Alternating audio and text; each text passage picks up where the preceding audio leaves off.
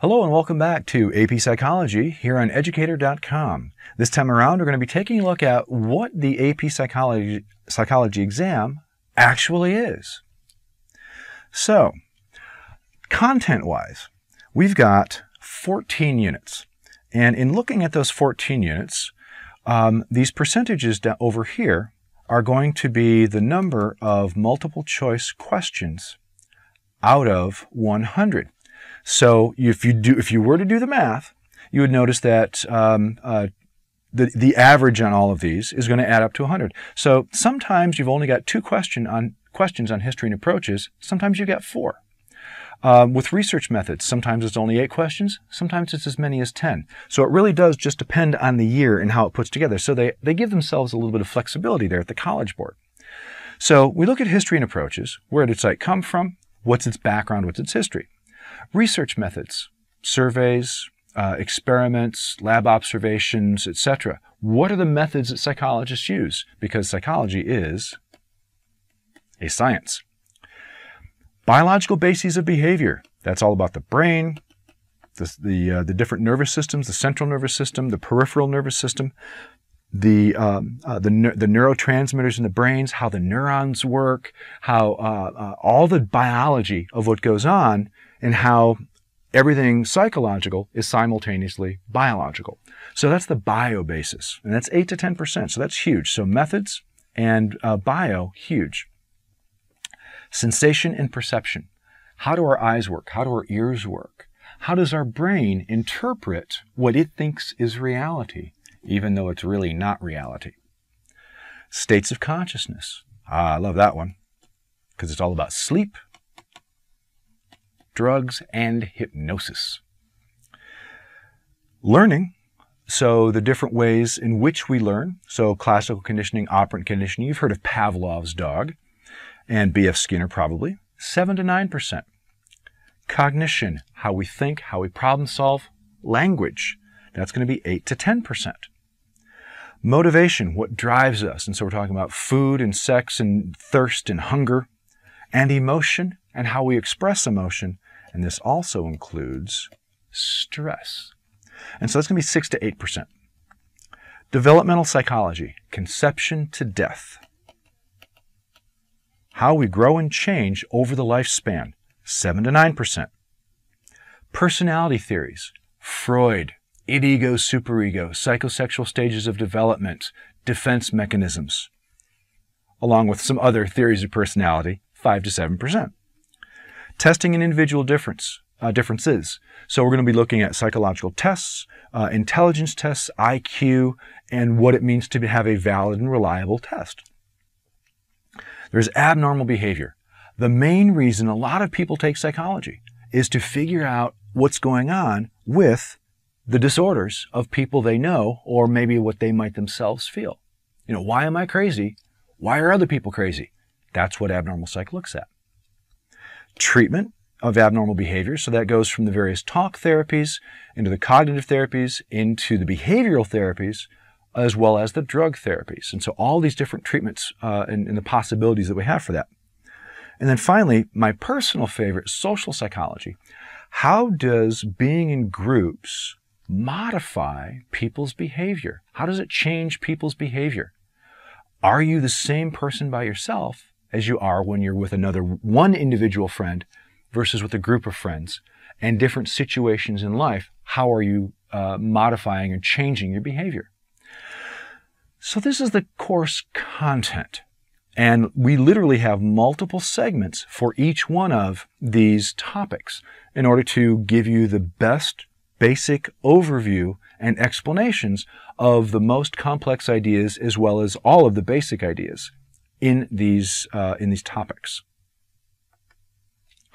Multiple choice questions on the exam. There are 100 multiple choice questions. Occasionally they'll throw one out, sometimes 2, but they've gotten really good at it. So they get 100 multiple choice questions in 70 minutes. So that's basically 50 questions in 35 minutes, which means you have to be a reasonably fast test taker. Hopefully you're going to be working on that. And this is going to be 2/3 of your overall grade. So 100 out of your 150 raw score is going to be your multiple choice portion. And you have 5 answers, A through E, on your answer possibilities. So while most of us are used to having 4 answers on a multiple choice exam, the AP has 5. Names are possible, which is why we go through all the names that we do. So every one of the names that I have in these presentations, it's because they're possibly going to be on the exam or have been on the exam. Charts, always a possibility. They may ask you to examine a graph and make a decision on what the graph means. They may give you a drawing. I've actually seen a brain drawing on one of the released exams. And they give you a drawing of the brain, and it asks you questions about what you see in that drawing. So those are all possible. There used to be a 1/4 point adjustment for guessing. So you'd lose a point if you guessed. That is no more. So there is no 1/4 point adjustment for guessing. Guessing now, starting in 2012, guessing is good. If you can eliminate on the multiple choice wrong answers and get it down to 2 or 3, guess. Actually, even if you can't get it down to 2 or 3, still guess. Because you don't want to leave any blank answers. You want to maximize your possible high score. And there are going to be some definition questions. So there'll be, here's a phrase, is that A, B, C, or D, or E term?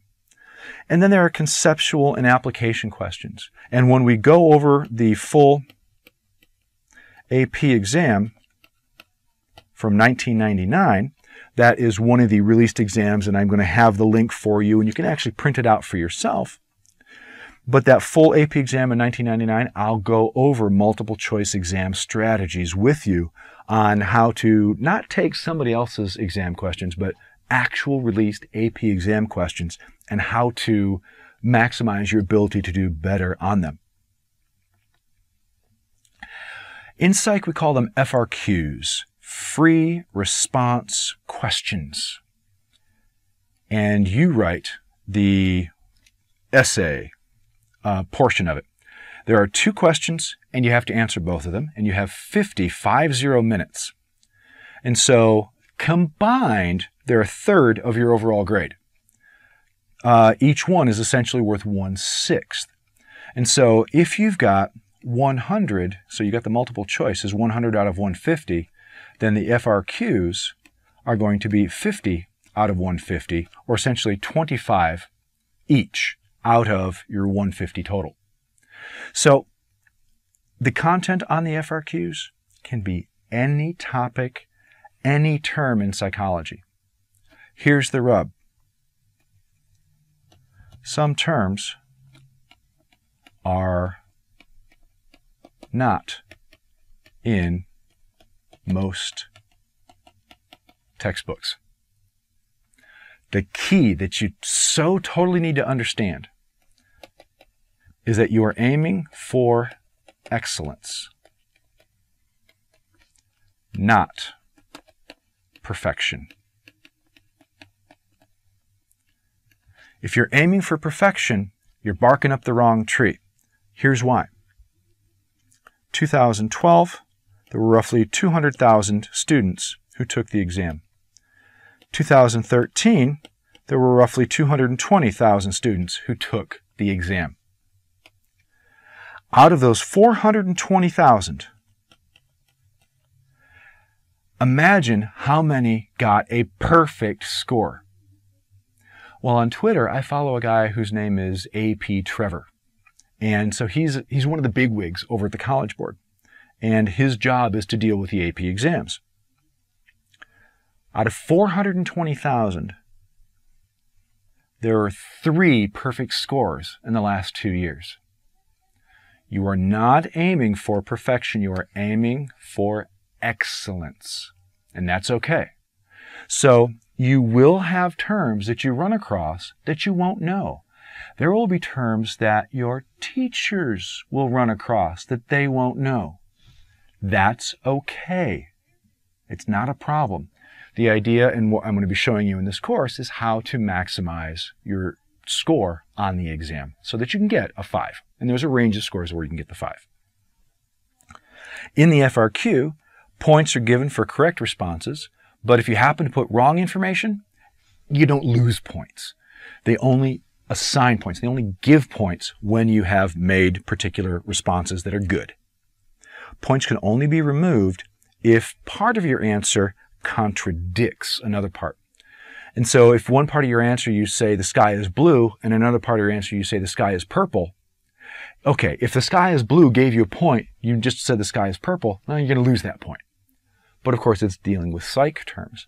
So you just have to make sure not to contradict yourself. So don't try to cover all your bases. Cover the bases you know. And then, since I've been a reader multiple times, we are looking for ways to give you points. We're not trying to find the lowest scores. It's actually a joy for us to go through the responses that we're reading for these questions. It's a joy for us to give a perfect score, because that means that a student has done particularly well and they've aced it and they've nailed it. And it's just like, oh, read. Oh, this is wonderful. Oh, that nailed it. Oh, perfect. And then we write on our little score sheet what your score is for that particular question. We love it when that happens.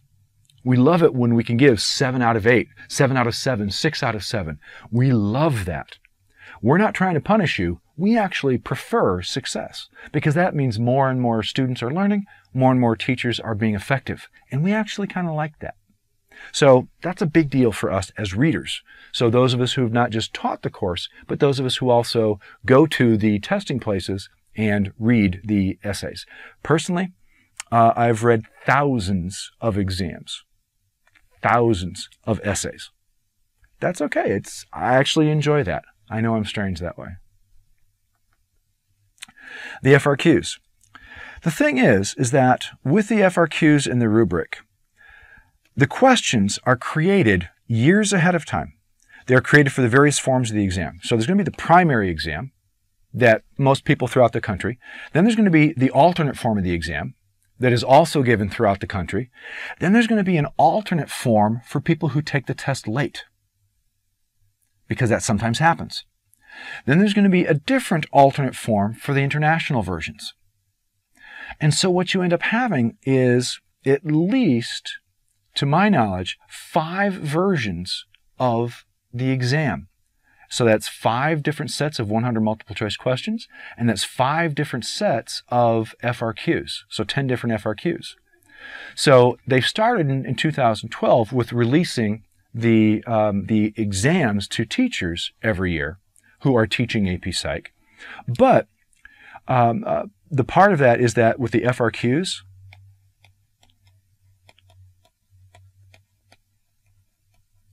they are released annually with the scoring guide, with the rubric.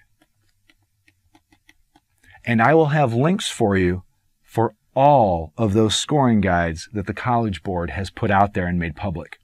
So you will gain from my experience and knowledge with the information and links I'm going to be giving you in this course and on this site.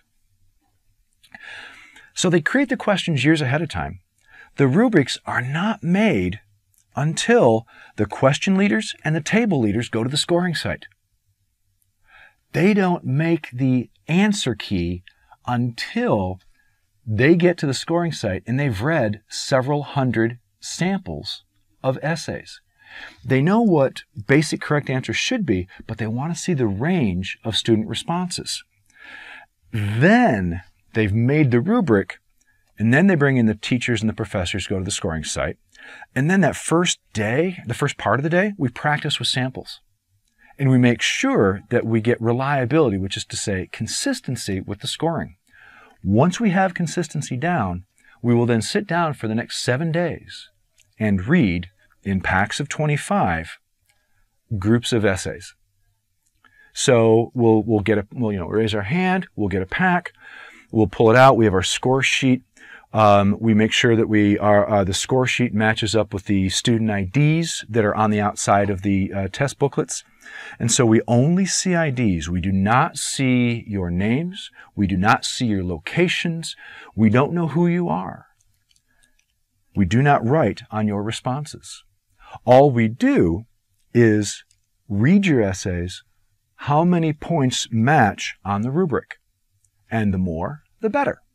So with the FRQs, our goal is to make sure that you get an accurate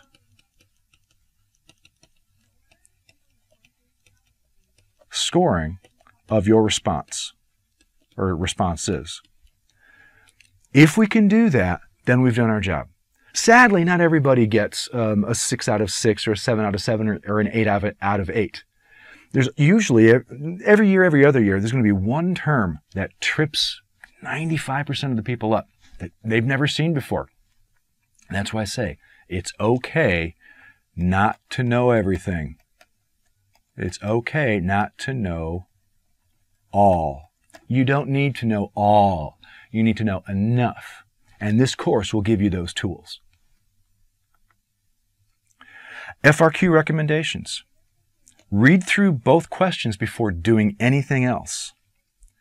Think through the answers before starting to write. Write an outline or notes in the test question booklet, because they give you this little booklet, and at the top is the test question, and then there's a bunch of lines, and then the next page, a bunch of lines. And then the next page, they repeat the question, and then a bunch more lines. And then about 5, 6 pages in, then they have the second question, and then more pages with lines. Do not be afraid to cross something out. You cannot, you should use pen, and you cannot use whiteout. Just cross it out. Again, we're looking for readable, not perfection. So, no whiteout. Write in complete sentences. Please do not outline or bullet your answer. We cannot score it if it's not subject, verb, sentences. Be as complete as possible, but keep to the point. Answer the question being asked. So if I say, "What's your name?" and your response to me is, my favorite color is blue, my favorite sport is baseball, my favorite team is the San Francisco Giants, I like to go skateboarding. You're saying a lot of stuff, but you're not answering my question. I said, "What's your name?" Answer the questions that are being asked. That's going to get you the points that you want. Structure your answer following the structure of the question. Go in that order. That's okay if you don't, but make it as easy as possible for us to give you points. If you do that, you are it's just so much easier to when you are making it easy for us to give you points. So point number 1, you break it off into a little paragraph. Point number 2, you leave a space. You break it off into another paragraph. You structure it for us. We can find it right away. Makes our lives easier, gives you more points. So when you structure it, see, the worst essay to grade is that essay where it has one paragraph that's 3 pages long. That drives us nuts because we have to hunt and hunt and hunt. And it takes us 2, 3, 4 times as long to read through those. And because the handwriting is such as it is, and there's no break, we don't know where one thing starts and another thing stops. We just don't know. We have to read through it makes it very difficult to find the correct answer in there. So the more structured your mind is, the more structured your answer is going to be, the more easy it is going to be for us to give you the points that you deserve when you match the rubric. Finally, for this course, and I cannot emphasize this enough, please either purchase or rent a textbook for this course. There are many ideas that I can tell you about, but there are many ideas that can be read quickly that just cannot make it into a video lecture. I just don't have the time. You don't have the time to watch and or listen to all of it. Nobody has that kind of time. Reading just makes it go so much quicker, which is why I've made this selection of the ideas that I'm talking about. But get a book.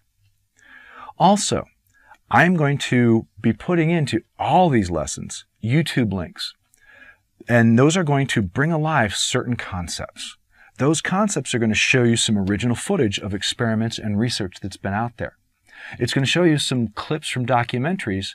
So when I say, yeah, there's this little girl who's 7 years old, her name is January, and she has schizophrenia, I can tell you that. But if you actually see January having a conversation with her father or mother and see her parents explaining to the audience what her life is like and how she exists, that is so much more powerful than me just telling you. And so I want to supplement the course with the YouTube links and other links to real cool resources on the internet. In your textbook, use the short quizzes because you need to test yourself. Buy one of the review books. I'm going to have at least 2 recommendations in the quick links, in the other materials that can be purchased. And I'm going to make multiple recommendations on the textbook. But make sure that you use those. There's so much information here. It's not one of those things where you can just read it once and it's going to stick in your brain. You have to read it multiple times. If flashcards help you, the only one I'm aware of is the one that is with the Barron's set. It's like $10. Practice explaining the information with a friend. The more you practice this psych info, the more it's going to stick in your brain, the better able you're going to be at the end of the year in May to actually be successful in the AP Psych exam. Make sure you learn the material the first time around and that you're not cramming and waiting until the very end and just using the last couple of weeks or week before the exam, assuming that you're going to be able to get to everything, because that's going to be virtually impossible. Unless you're some sort of absurd genius, in which case, why are you still in high school? And then spend at least an hour per day. This is actually what I tell my kids during the school year, reading the book, coming to class and everything. An hour a day, at least, the month prior to the exam or earlier. So please, if you want to be successful, do these things.